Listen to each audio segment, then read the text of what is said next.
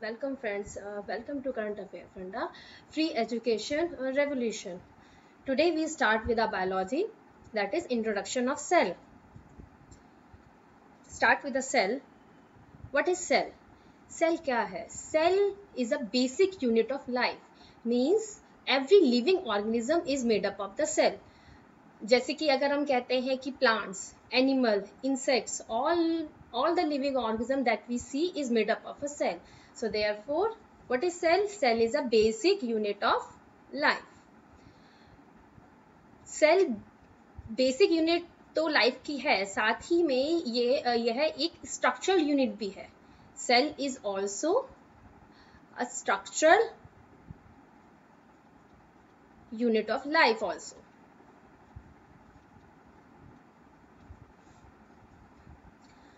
These are the some facts regarding cell.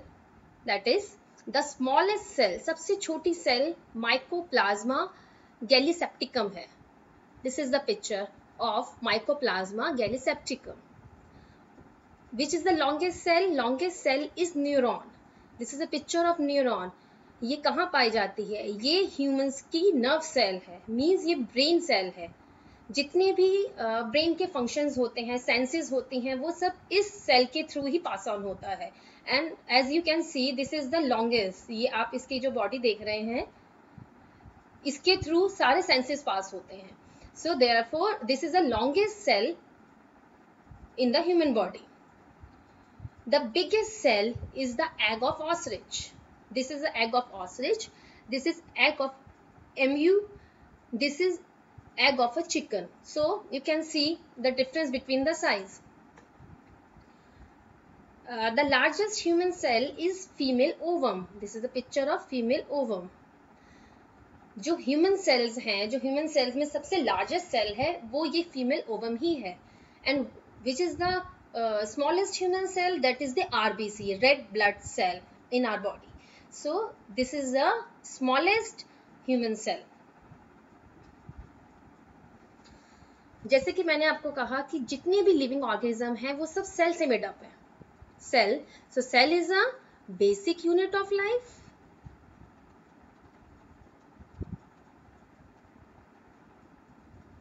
As well as the structural unit of life. Unit of life. जितना भी body में structures हैं, जितना भी functions हैं, वो सब इस सेल के कारण ही है. ये सेल ही सारे फंक्शंस को परफॉर्म कर रही है. अब हम कहते हैं कि यूनिसेलुलर ऑर्गेनिज्म. यूनिसेलुलर ऑर्गेनिज्म क्या होते हैं? ये वो ऑर्गेनिज्म होते हैं जो एक सिंगल सेल से बने हुए हैं. For example amoeba and Chlamydomonas. So it is the organism is made up of a single cell. एक single cell ही सारे function perform करती है. For example, we can take as amoeba. So ये amoeba का एक picture है. ये एक single cell है. इसमें एक nucleus है. सारे ही functions, इसका metabolism, इसका excretion, इसका respiration, इसका division, सब यही एक cell perform कर रही है. This cell. So this is a unicellular organism. Multicellular organism, ये वो ऑर्गेनिज्म होते हैं जिनमें काफी सारी सेल्स होती हैं और उनके बीच में फंक्शंस डिवाइड होते हैं. This organism made up of many cells. Example, human beings and plants. They are the examples of multicellular organism. So here is a flow chart. Cell. Cell एक जैसी सेल्स मिलकर टिश्यूज बनाती हैं और tissues एक जैसे टिश्यूज जो कि सेम ही फंक्शन परफॉर्म कर रहे हैं, they form organ.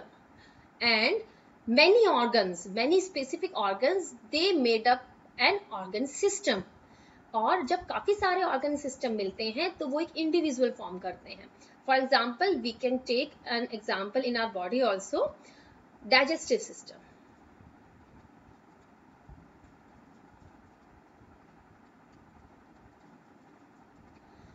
Human body में जैसे कि हम कहते हैं डाइजेस्टिव सिस्टम है या फिर रेस्पिरेटरी सिस्टम है. रेस्पिरेटरी डेलिवरी सिस्टम है या फिर रिप्रोडक्शन सिस्टम है। सो ये सब सिस्टम मिलकर एक इंडिविजुअल फॉर्म कर रहे हैं। और ये सब सिस्टम कैसे वर्क कर रहे हैं, क्योंकि हर सिस्टम में इनके एक पर्टिकुलर ऑर्गन्स हैं, इनका एक ऑर्गन सिस्टम है। और वो ऑर्गन कैसे बने हैं, वो ऑर्गन टिश्यूज से मिलकर बने हैं। और टिश्यूज किन से मिलकर बने हुए हैं, टिश्यूज बने हुए हैं सेल से मिलकर। So therefore we can say that cell is a basic functional as well as a structural unit of life. जितने भी बॉडी में फंक्शन परफॉर्म हो रहे हैं वो सब इस सेल की वजह से हैं। So we summarize that cell, what is cell? Cell is a basic unit of life and functional unit of life also.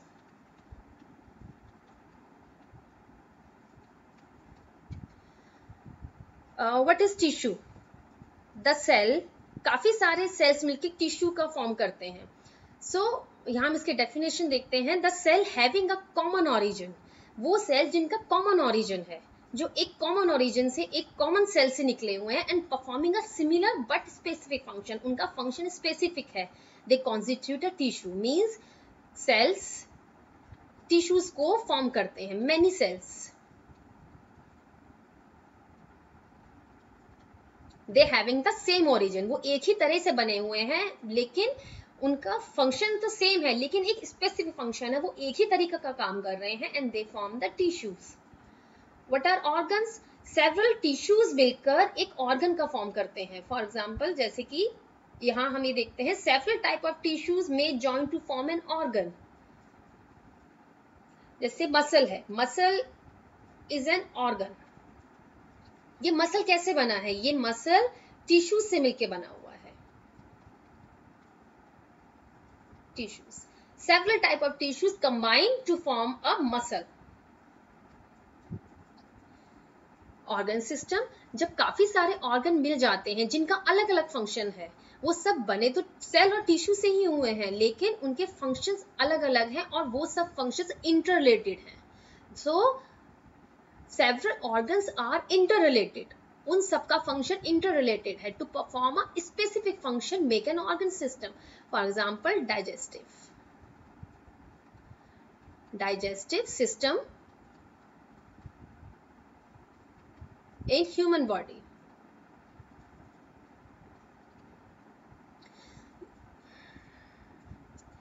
Digestive system शुरू होता है माउथ से।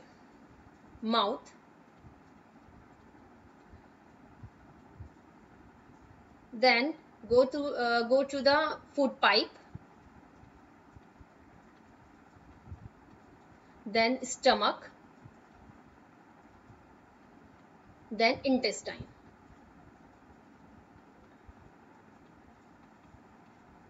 So ये जो सारे ऑर्गन्स हैं, ये अलग अलग ऑर्गन्स हैं, mouth, food pipe, stomach and intestine. ये अलग अलग ऑर्गन हैं और ये सब मिलके एक ऑर्गन सिस्टम बना रहे हैं। That means a digestive system in human body. इन सबके फंक्शंस अलग अलग हैं, लेकिन इन सबके फंक्शंस इंटररिलेटेड हैं। माउथ से हमने खाना च्यू किया, ये फूड पाइप में गया, फूड पाइप से ये स्टमक में गया, जहां पर जितनी भी डिफरेंट जो गैस्ट्रिक जूस होते हैं वो उसको डाइजेस्ट करते हैं। देन फर्दर इंटेस्टाइन में जाता है, जहां पे वाटर का एब्जॉर्प्शन होता है। सो कहने का मतलब ये है कि ये सारे इनके फंक्शंस इंटररिलेटेड है। अगर इसने फंक्शन ठीक से किया है तभी ये फंक्शन ठीक से करेगा, देन इसका फंक्शन परफॉर्म होगा। अगर इसने फंक्शन ठीक करा है तभी इसका फंक्शन परफॉर्म होगा। सो this is the term that several organs are interrelated to perform a specific function, make organ system. Second point, cells are not only the building block of the body, they are the functional unit of life also.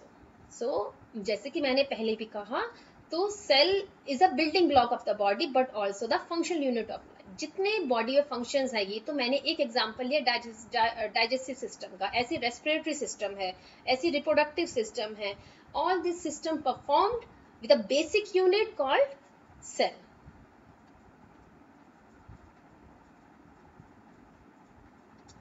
Now cell theory. Cell theory, what is cell theory? Cell theory is given by the two scientists Sheldon and Schwann. इन दो scientist ने मिलकर cell theory को बताया और इसके क्या point थे?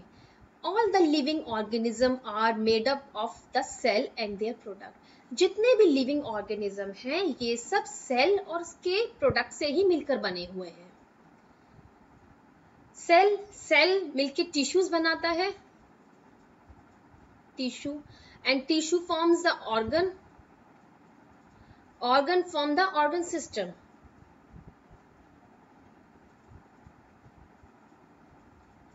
So all the living organisms are composed of cell and their products.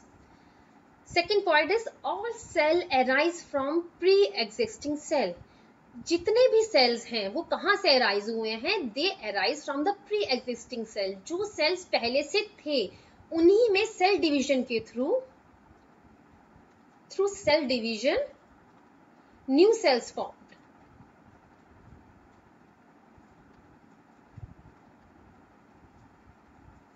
Shelton and Schwann, ये जो दो साइंटिस्ट हैं, इन्होंने ये पॉइंट को बताया। जो ये सेकंड पॉइंट है ये दिया सर रुडोल्फ वर्चो ने।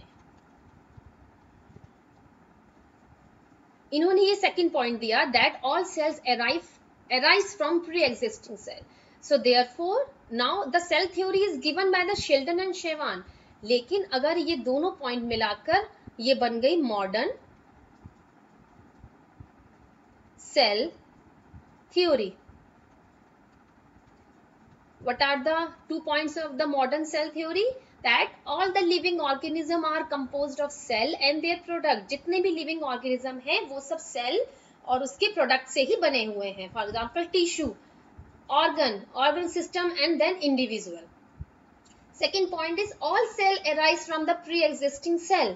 जितने भी cells हैं वो सब पहले वाले cell में से ही बने हुए हैं through cell division. Cell division के प्रोसेस से ही नए सेल्स फॉर्म होते हैं और उनके अंदर सेम जेनेटिक मटेरियल होता है, दैट इज व्हाई वो सेम फंक्शन भी परफॉर्म करते हैं। Now come to the point, what is totipotency? All the new cells of an organism develop from the pre existing cell and hence each cell has the same genetic information. जितने भी sales हैं, जितने भी new sales हैं, वो सब कहाँ से अराइज हुए हैं? They arise from the pre existing cell, जो सेल्स पहले से हैं। यहाँ पे इस पॉइंट में भी ये डिस्कस किया गया है, प्री एग्जिस्टिंग सेल में सेल डिवीजन के थ्रू ही न्यू सेल्स बनते हैं। देयरफॉर ये जो सेल्स बनेंगे इनके अंदर इनका जेनेटिक इंफॉर्मेशन बिल्कुल सेम होगा जो पहले वाले सेल्स का था। जेनेटिक मटेरियल इनका सेम होगा, therefore they perform the same function. It is capable of giving rise to new individual, क्योंकि ये जो न्यू सेल्स होते हैं इनके अंदर जेनेटिक मटेरियल सेम होता है।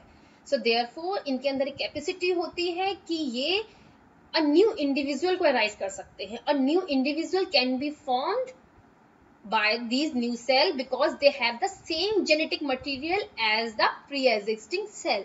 सो this is term as the totipotency, right? Now there are the some facts regarding the discovery of cell. Sir Robert Hooke discovered the cell in 1665. Sir Robert Hooke ने cell को discover किया 1665 में।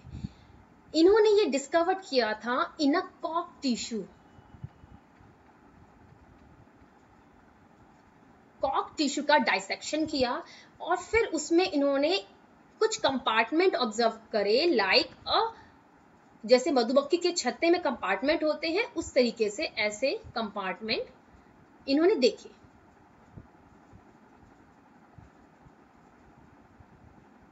इन a cock tissue cell, Kock tissue में उन्होंने ये cell observe करे, उन्होंने इनको नाम दिया cell.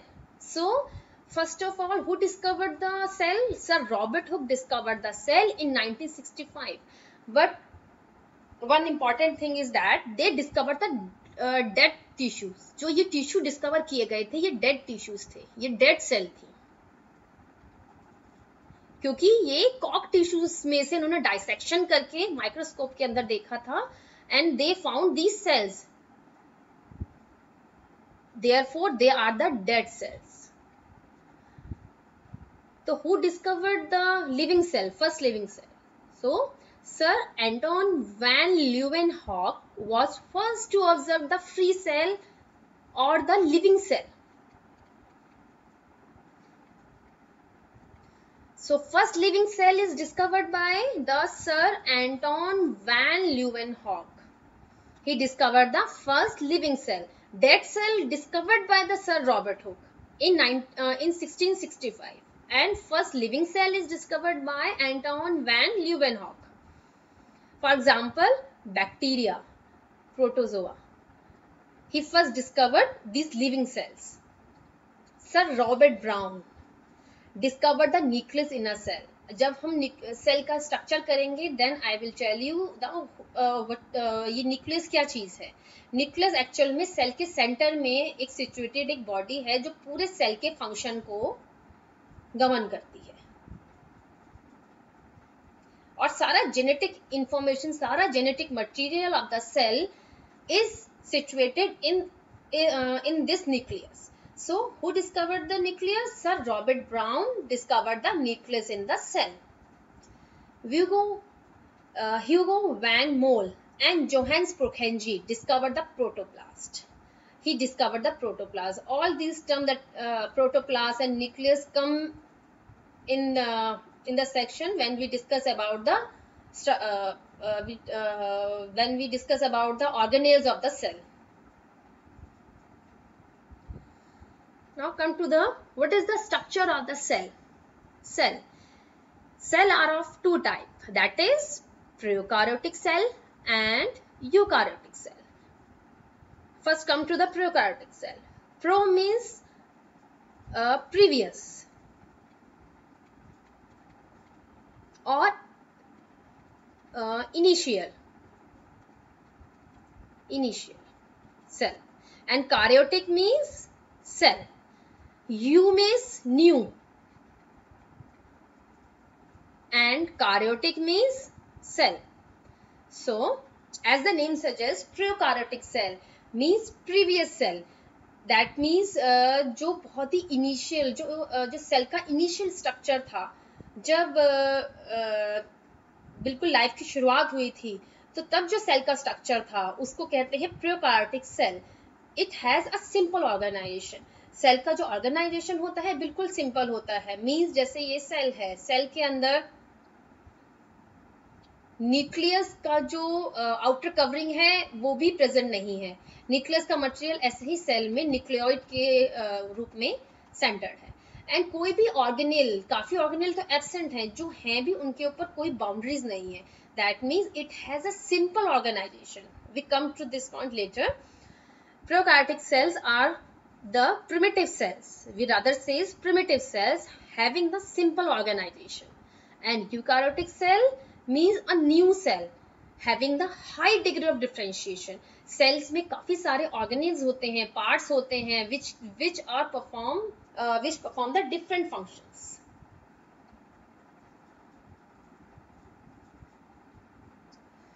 Now difference between prokaryotic and eukaryotic cells.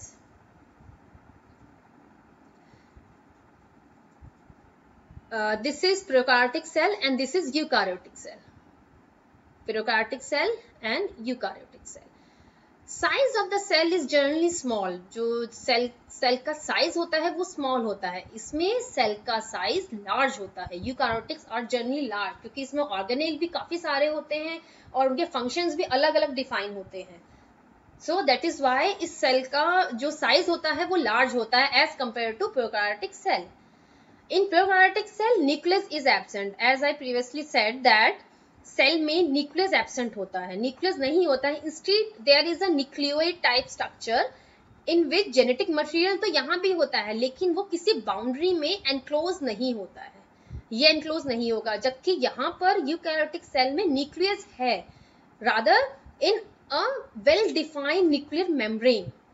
साथ में न्यूक्लियर मेम्ब्रेन के साथ होता है और यहाँ पे जेनेटिक मटेरियल एनक्लोज्ड होता है.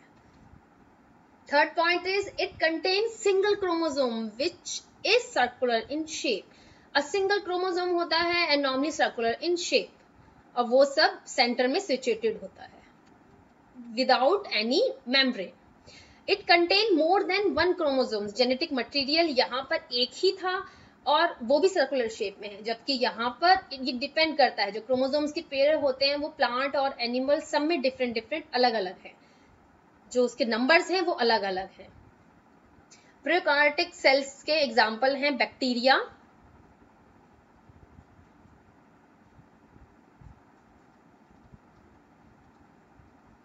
Blue green algae.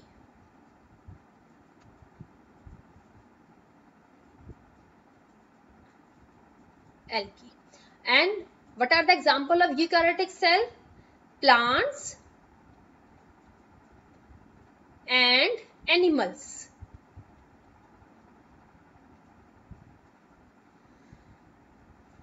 Come to the fourth point. Membrane bound organelles are present. What are the organelles? Organelles are the part in the cell which perform the different functions. Her functions के लिए, जैसे हमारी body में भी अलग अलग parts हैं, अलग अलग organs हैं, वैसे ही सेल्स में भी अलग अलग फंक्शंस को परफॉर्म करने के लिए पार्ट्स हैं, उनको हम कहते हैं organelles.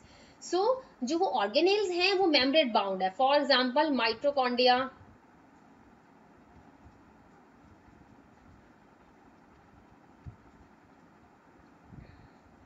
sorry, as I said, membrane bound cell organelles are absent in prokaryotic cell. ये जो मैंने आपको कहा ये यूकैरियोटिक का कह दिया था. यूकैरियोटिक सेल में सेल ऑर्गेनेल्स होते हैं बट उनके साथ उनकी मेम्ब्रेन भी होती है. जैसे माइटोकॉन्ड्रिया है, दिस इज ऑर्गेनेल है माइटोकॉन्ड्रिया, तो इसके ऊपर भी एक मेम्ब्रेन है. लेकिन यहाँ पर क्लोरोप्लास्ट है या फिर कोई भी ऑर्गेनेल है उसके ऊपर मेम्ब्रेन नहीं है, तो membrane bound cell organelles are absent. Here cell organelles are present with a membrane. Cell division takes place by fission और budding. Cell division यहाँ होता है by fission and budding. Fission किस में होता है? Fission is in amoeba.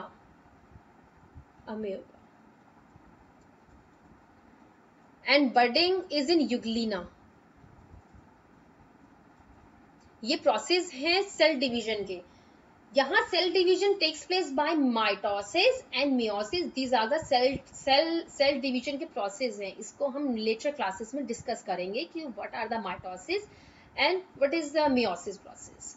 So cell division takes place in eukaryotic cell by mitosis and meiosis process, while in prokaryotic cell division takes place by fission or budding process. Come to the next slide. There are four basic shape of bacteria. Bacteria की cell क्या होती हैं? Bacterial cells are prokaryotic cells. They are prokaryotic cells. They are primitive cells हैं ये. As I said before, ये prokaryotic cells है, bacterial cells. इनकी four basic shape है, दैट इज कोकस. कोकस मीन्स ये इस तरह से राउंड स्ट्रक्चर है, ये राउंड स्ट्रक्चर, इसे हम कहते हैं कोकस. कोकोबैसिलस लिटिल बिट एलोंगेटेड हो जाता है स्ट्रक्चर, ऐसा ओवल शेप में होता है, इसे कहते हैं कोकोबैसिलस. विब्रियो, विब्रियो मीन्स और elongated Oval shape structure, this is Vibrio. Bacillus shape. Spirillum. Why we called it spirillum? Because as you can see that there is a spring type structures. And Spirochaete. Spirochaete यहाँ पे और ज्यादा इसकी जो या crust और ये सब देख रहे हैं ये और ज्यादा हो गया है, ये देखिए. So there are the four basic shape of bacteria. ये शेप है बैक्टीरिया की शेप, इनमें से कुछ भी हो सकती है. सो अगर हम पहले स्लाइड्स में देखते हैं तो ये मैंने कहा था कि इनकी जो साइज होता है प्रोकार्योटिक सेल का स्मॉल होता है, लेकिन ये काफी सारी शेप गेन कर सकते हैं. इसमें शेप की वैरायटी ज्यादा होती है प्रोकार्योटिक सेल्स में.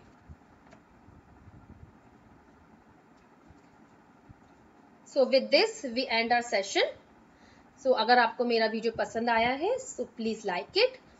अगर आप कोई कमेंट इस पे करना चाहते हैं so please do it. और अगर आपको पसंद आया है तो प्लीज अपने फ्रेंड्स में भी इसको शेयर कीजिए. अगर आपको हमारे वीडियो पसंद आ रहे हैं तो please subscribe now on YouTube. Thank you for listening me.